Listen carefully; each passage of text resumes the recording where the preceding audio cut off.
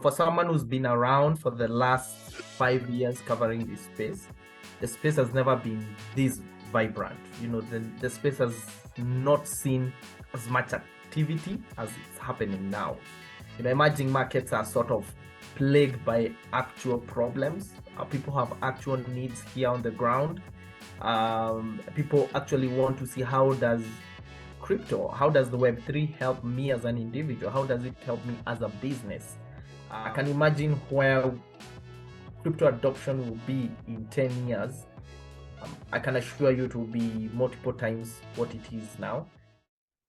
Hello, everyone. Thank you for joining us for the Season 2 premiere of Emerging Voices, an EmergingCrypto.io podcast, where we will be segmenting Web3 thought leaders from emerging markets.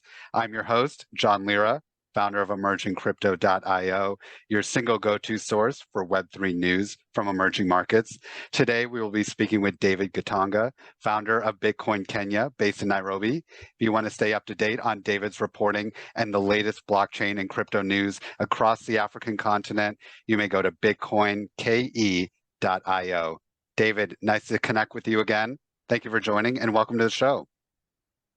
Thanks, John, for having me. David, for the uninitiated, what is BitcoinKE? So BitcoinKE or BitKE is a crypto blockchain Web3 media outlet that covers the industry across the continent.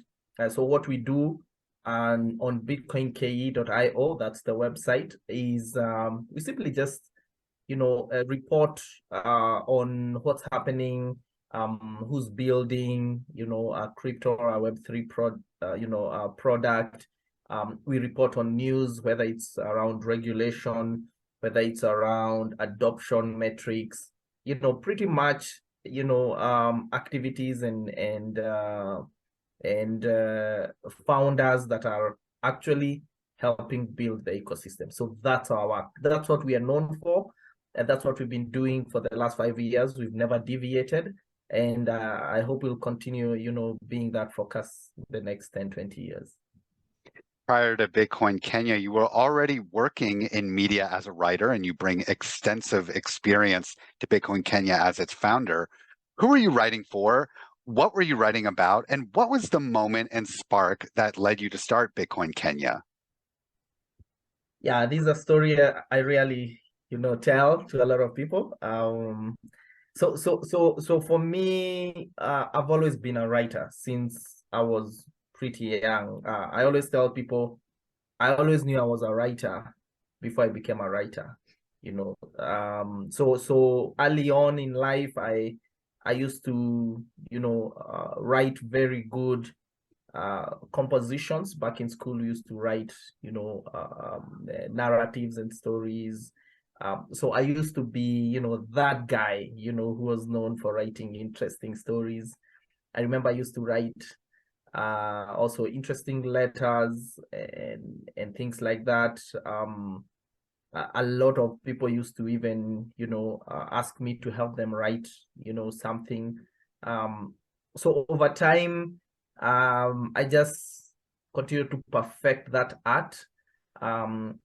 So I knew I was a writer back in lower primary, and going into high school, I still excelled. I remember at one time I got my composition read in front of the entire class.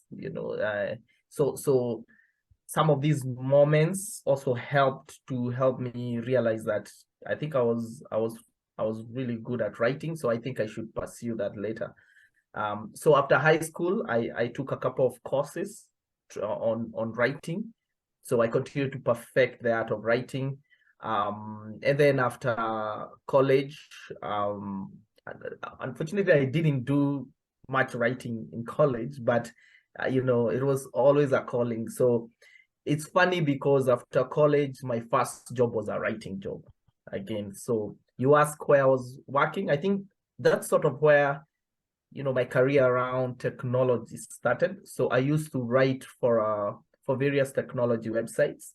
Some of them were quite big back in the days, sites like Tech Republic and a few other sites. I used to be, one of the technology website or, technologists or technology writers.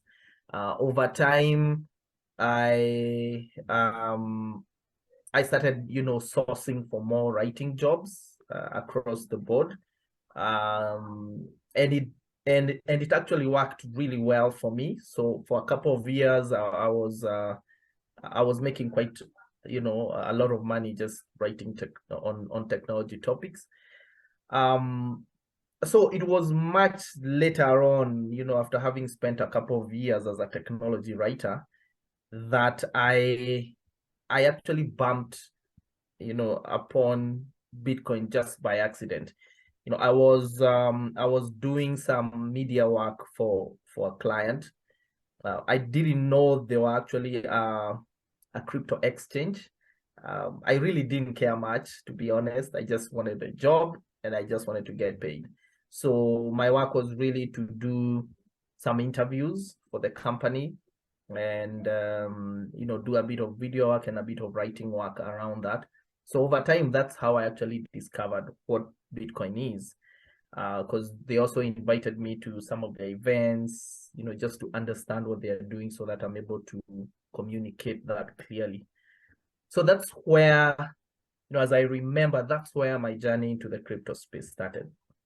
A few years later, out of a need that I saw, I decided, okay, I think more people need to learn about this. But people don't know how do they learn about, crypto and what's happening.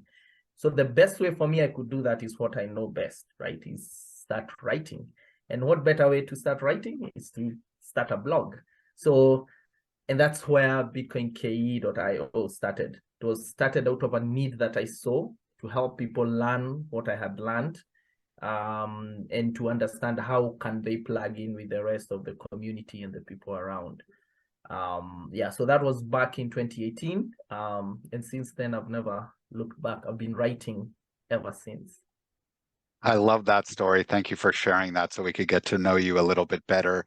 Let's move on to start discussing the current state of Africa's Web3 ecosystem during the current crypto winter. Looking back over the last year through the present, there has been a wide spectrum of events across the continent. And to just name a handful of events over the last year, the Central African Republic attempted to legalize Bitcoin as legal tender before the law was mandated as unconstitutional. South Africa begins to regulate crypto as a financial asset. Nigeria's Bitmama peer-to-peer exchange and remittance platform raised $1.65 million in a pre-seed round. The first Bitcoin USSD service in Africa was launched by Menchinkura, and the eNaira, Nigeria's CBDC, has had dismal adoption by the public, with the Central Bank of Nigeria limiting cash withdrawals for individuals and businesses to help boost CBDC adoption, which have led to protests and riots on the streets of Lagos over the last several weeks. With all that being said, David, based on your on-the-ground reporting and observations, how would you generally describe the current state of the African Web3 ecosystem today, and what does the rest of 2023 look like to you? All right, that's quite a lot of activity, and for good reason. Let me just say that, for someone who's been around for the last 5 years covering this space, the space has never been this vibrant. The space has not seen as much activity as it's happening now. And I want to talk from that context, from a context where I've seen the blockchain crypto Web3 space in Africa grow, literally from almost nothing to where we are, So some of the things that you mentioned, and a lot of these are actually use cases that are starting to emerge.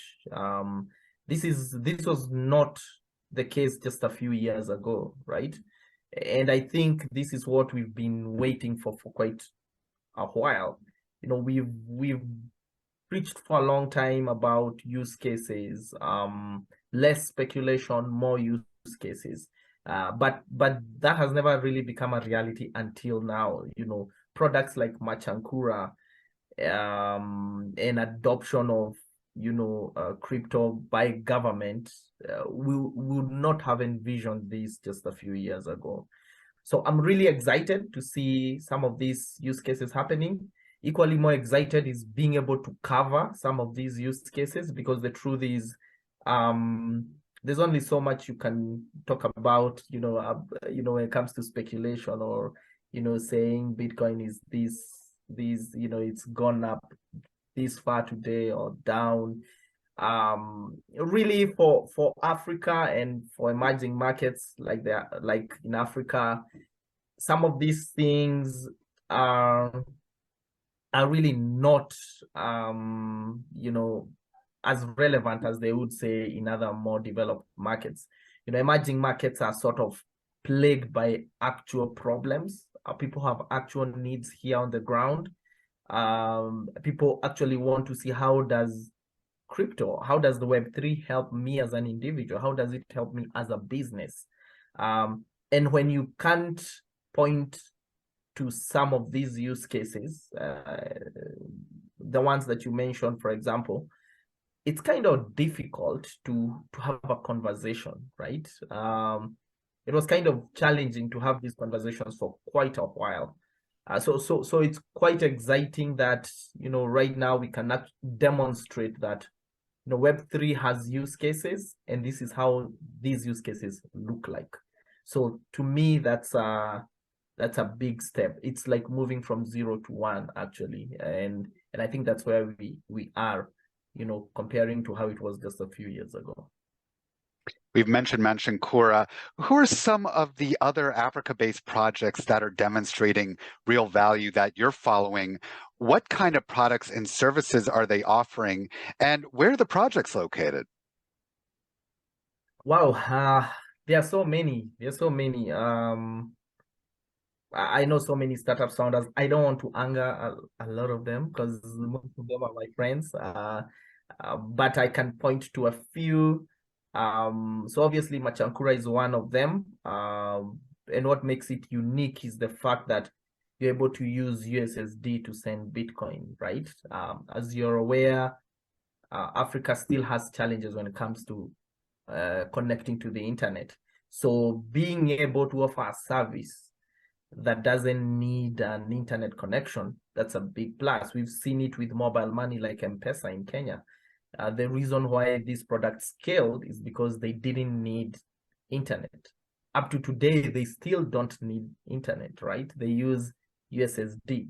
So that's one of the hallmarks for some of these products being built. I think also, I would say, we have interesting, very niche like projects. I like a project from Cameroon called Ejara, founded by a lady. I think that's something we haven't seen for a while. Women founders, not just in Web3, but even in tech as a whole.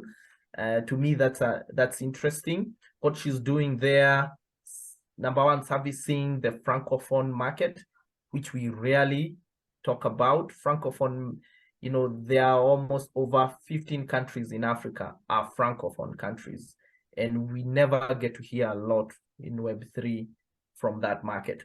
So it's interesting from that perspective, because of the the market the product is serving. It's led by a woman, and it's a product that doesn't necessarily push for speculation, right? It pushes for other things like saving using crypto, actual use cases, like I mentioned, on the continent. Other products that are coming up, I like on-off ramp services. In Kenya, we have a product called Kotani. They are helping, get people in and out of crypto. Still a big challenge on the continent. Not many banks, are going to support you if you have a crypto project. So as you can see, a lot of these things are actual use cases. That's what impresses me for any projects that's being built. There are so many others, John. I can't really put my finger on each one of them, but we report on them on BitcoinKE all the time.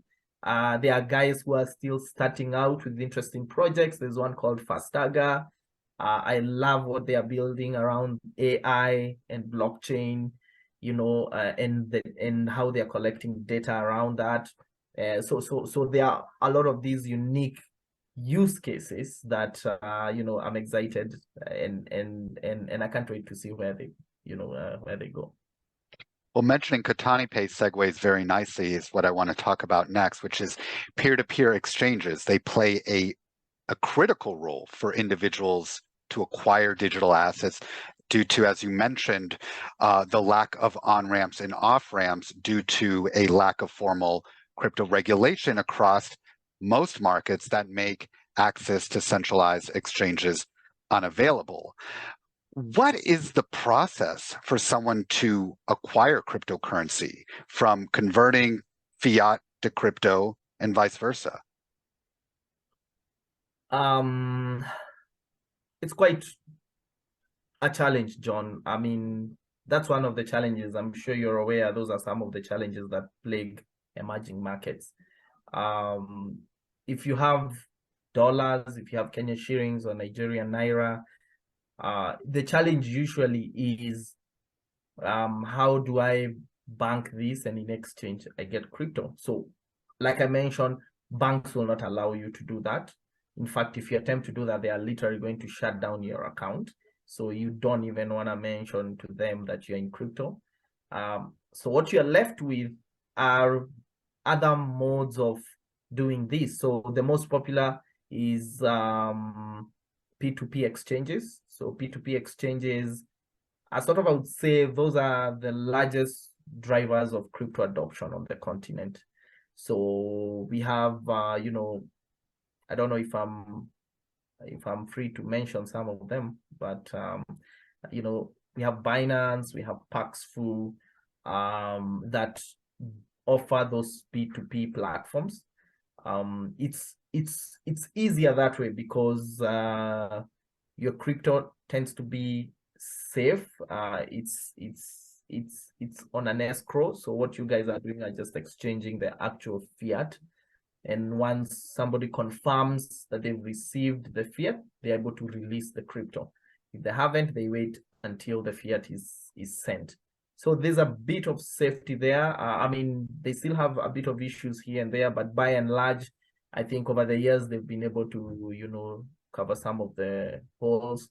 Of course, now there are also platforms like Katani Pay that have actually come up that allow you to, buy crypto directly from the companies. With P2P, you are buying from an individual, but with platforms like Katani Pay, you're able to buy directly from from the company itself. So far, those are, I would say, the best ways.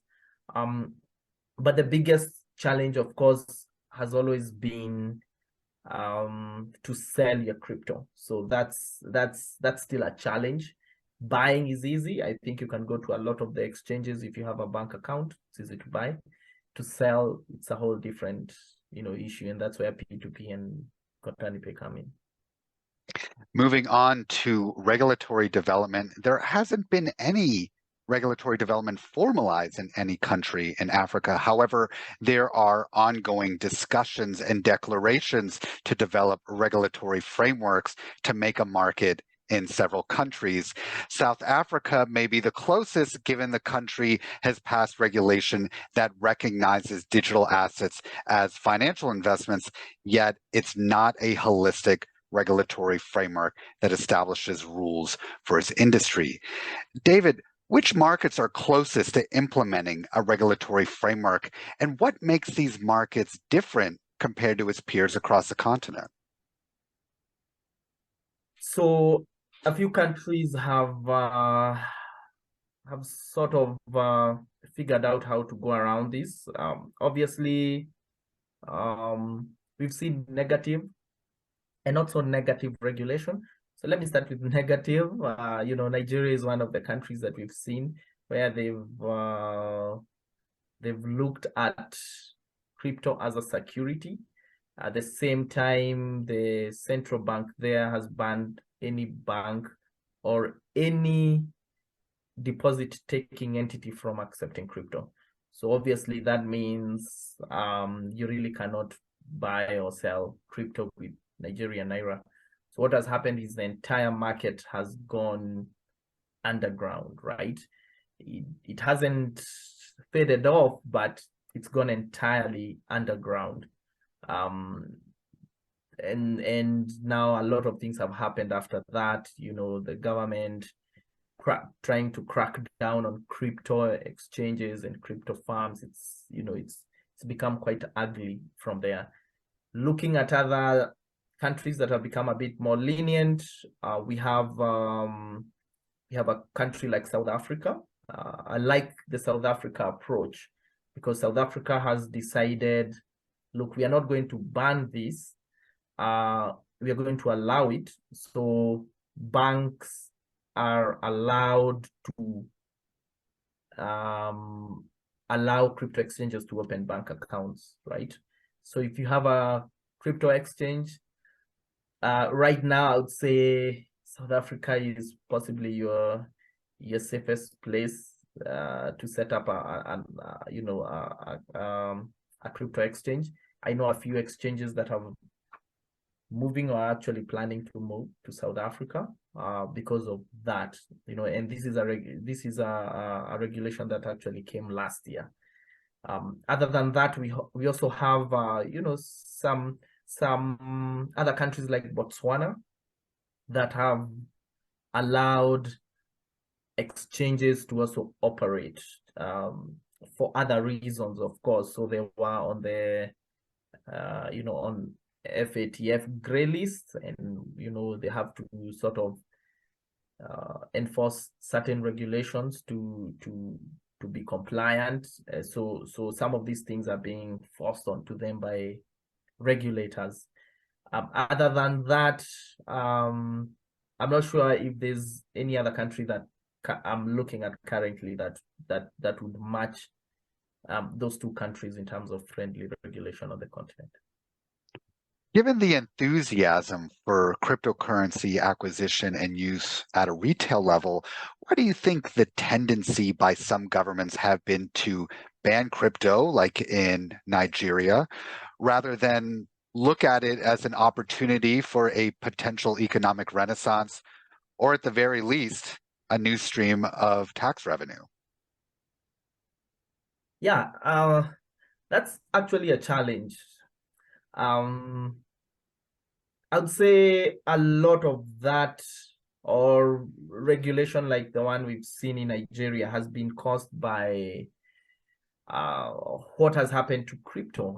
Before some of these, regulators, came down hard on crypto, there are a few challenges they were facing. For example, there are a lot of scams in cryptocurrencies. Nigeria had become, almost a haven of some of these scams, and some of these regulations are somehow influenced by this negative side of crypto.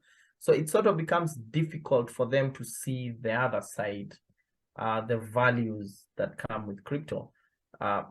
Some, are not too fast to enforce some of these regulations. South Africa is a classic example. South Africa has faced some of the largest scams globally, actually, but they didn't take such a hard stance like we saw with Nigeria. So it was a bit friendly, I would say. With Nigeria, again, Nigeria faces other challenges. Inflation, for example, is a problem, and the government is desperate to solve the problem. So whatever doesn't help them, they don't see it as something worth pursuing. So there are certain reasons, I would say. It's not necessarily that they look at crypto as bad fundamentally. It's just that what surrounds the context around crypto has also not been, very positive. So and this is reflected in some of these regulations. Last year's Chainalysis report on global crypto adoption puts North Africa and Sub-Saharan Africa as the fastest growing region and the largest retail market with outsized usage of peer-to-peer exchanges, respectively, as we've just been discussing. However, the sentiment and perspectives about blockchain and cryptocurrencies in Africa appear to be polarizing. As you've just been mentioning, on the one hand, there's this sentiment that blockchain and cryptocurrency projects are scams, which leads to governments such as the Nigerian central government to dissuade people from engaging with the technology. And some people want to stay away from it because of that fear of financial loss, which is understandable. There are a lot of scams in general, and there is a basic need and education for technology and financial literacy across the world. But meanwhile, there is a lot of general enthusiasm on the other side of the spectrum in Africa for blockchain and cryptocurrencies, especially at the retail level. And from conversations I've had with people in Nigeria and Kenya, two of the largest crypto markets on the continent, to research I've done and comments by Africa-based thought leaders, the rhetoric I've heard and seen repeated is about how blockchain will revolutionize the continent.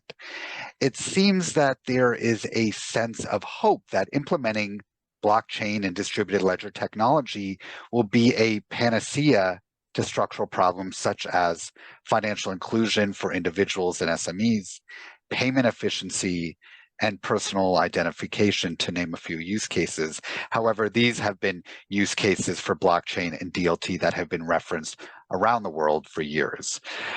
What I've said is a lot to unpack. My next questions are about retail enthusiasm and the promise of blockchain. David, why are retail African consumers so enthusiastic about acquiring cryptocurrencies and the promise of blockchain-based use cases? And what are the factors driving this enthusiasm? Indeed, that's an interesting question. And it has different facets, right? Just for clarification, Africa is made up of 55 countries. So that means each has its own challenges. There are common challenges, obviously, that affect African countries, but by and large, you still have a lot of these specific challenges in certain countries, certain regions. And I think that has to be factored in when you look at what you mentioned, retail adoption, retail interest in crypto and in blockchain. When you look at adoption levels on the continent, you'll find that specific markets dominate crypto adoption, right? Nigeria, Kenya, South Africa. If you're looking at crypto, those are the key markets. Again, there's a reason for that, right? Financial literacy, internet adoption, inflation, capital controls, all these play a role and they contribute in terms of crypto adoption. Now, the other side of blockchain is also different. Again, like we mentioned, use cases play a huge role. We did an article, I think, last year highlighting 5 key use cases of blockchain on the continent. And I remember we highlighted specific use cases in Ethiopia, in Egypt, and in Kenya. And all are very different. All are based on certain needs and challenges being faced. In Egypt, for example, It was a blockchain use case around shipping, right? How do you enable shipping, more efficient shipping via blockchain? So that's a use case already being implemented. When you look at Ethiopia, it was education, right? They had adoption. They've adopted a blockchain solution to help build a digital identity for students, right? You know, an identity that you'll carry with from lower primary all the way until you're employed. And this is understandable because, again, the population in Ethiopia, student population, is quite massive, and there are challenges that come with that, right? So that's a use case, again, based on a specific need. Come to Kenya. Kenya, we've seen quite a few use cases. So there's a use case apparently by the government of, you know, implementing blockchain on a digital ID that's coming up. I've seen some use cases being suggested around horticulture farming, and there are also other few private, you know, blockchain use cases. So each market is different. I would say each market has a specific retail need. Like you mentioned, all these things again boil down to, can they be used on the ground practically? And whatever it's practical, that's what gets adopted. And again, this is what's interesting, you know, when it comes to emerging markets and adoption, because I think these use cases have the potential to really scale. They are solving a need that almost touches on each citizen in that country, right? A blockchain use case like that in Egypt is going to touch over 100 million Egyptians. An Ethiopian one is going to touch over 110 million, right? A digital ID in Kenya is going to touch 50 million. So you can see just the potential of some of these use cases. They are not speculative. They are not experimental. This is a real need. So to me, that's how I look at it. The potential, the retail potential is amazing. We are yet to just see how impactful some of these, you know, blockchain implementations will be. Well, we're just about at time. Last question regarding the future of Web3 in Africa. I also asked this question to Umar Sabiala, Uganda Ecosystems Lead at the Cello Foundation. According to the World Economic Forum, 60% of Africa's population is under 25. And by 2030, 7 years from now, young Africans are expected to make up 42% of global youth that will grow up with cryptocurrencies. The continent's tech ecosystem has also seen tremendous growth in recent years, with tech startups receiving almost $5 billion of investments and the emergence of at least 5 new tech unicorns. David, what are your speculations and vision of what the next 10 years of Web3 market development and adoption look like for the continent? Where can we expect to see growth?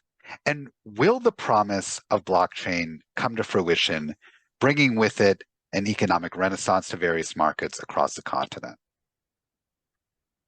I'd say, you know, the potential is untapped. Like I just mentioned, if you look at the retail use case of blockchain, you know, there's you know, you can only imagine what it will do if a simple use case like a digital ID built on the blockchain can do, right? Now, from an African perspective, it's kind of hard to imagine how, you know, 10 years from now, you know, how the African continent will look like. A few things are obvious, like you mentioned. There'll be a youthful population that's more technology savvy. Obviously, that means the more technology savvy they are, the more likely, blockchain use cases are going to get adopted, right? And again, I compare this to 10 years ago, right? So 10 years ago, getting an internet connection was not easy. For example, in Kenya, if you wanted access to the internet, you either had to go to a cyber cafe or a public space where you can access it. Very few people had internet in their homes. 10 years later, cyber cafe have almost literally gone out of business. Now people have internet in their homes for less than $10 a month, right? And the potential for that is even, bigger. So something as simple as internet access has really gone far in just 10 years. I can imagine where crypto adoption will be in 10 years. I can assure you it will be multiple times what it is now at the current rate of growth. I think Africa will be some of those markets where, because right now I see surveys that are done, out of 10 people, how many people have crypto? Usually less than half. I would not be surprised if, in 10 years time, 7 or 8 people from a survey will own crypto, right? So that's where the trajectory seems like it's headed. And I think a lot more opportunities again will come up out of that. Let me give one more example why that adoption approach makes sense. When you look at M-Pesa was not in existence just 15 years ago.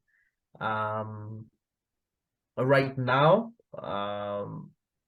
almost everybody has an M-Pesa. If you don't have, so M-Pesa is mobile money in Kenya. If you don't have M-Pesa, you look odd. You look like you are not actually a Kenyan. So it moved from non-existent to a must-have in just a span of 15 years, right? And that was a time where mobile money was not even in existence before. There were no rails to enable mobile money. Here with crypto, with Web3, the rails are already laid out, right? We have mobile money, we have internet access. People are more technology savvy. So that adoption is more likely to be faster than the previous adoption, right? Whether it's mobile money or internet. So I would say it's an exciting decade for Africa. I can't wait to see what kind of startups we feature on BitcoinKE. I can't wait to see what comes out of the continent. But even more interesting is I can't wait to see what Africa exports to the world in the Web3 space. All eyes on Africa, the center of innovation for the world in the future. David, thank you very much for being a guest on the show and sharing your insights and perspectives. To stay up to date on BitcoinKE's reporting on Web3 in Africa, you may go to BitcoinKE.io. That does it for today's episode of Emerging Voices and EmergingCrypto.io podcast. I'm John Lira. Thank you for tuning in, and we'll see you next time. Thanks for watching this episode of Emerging Voices. If you enjoyed our content, please take a moment to like this video and share it with your friends. And to stay up to date with what's happening in Web3 from emerging markets, we produce a 5-minute, once-a-week newsletter recapping the week's Web3 news from Africa, Asia, Latin America, and Eastern Europe to help you stay informed and stay smart. Link to get access is in the description. And before you go, please subscribe to our channel. Thanks again, and see you soon.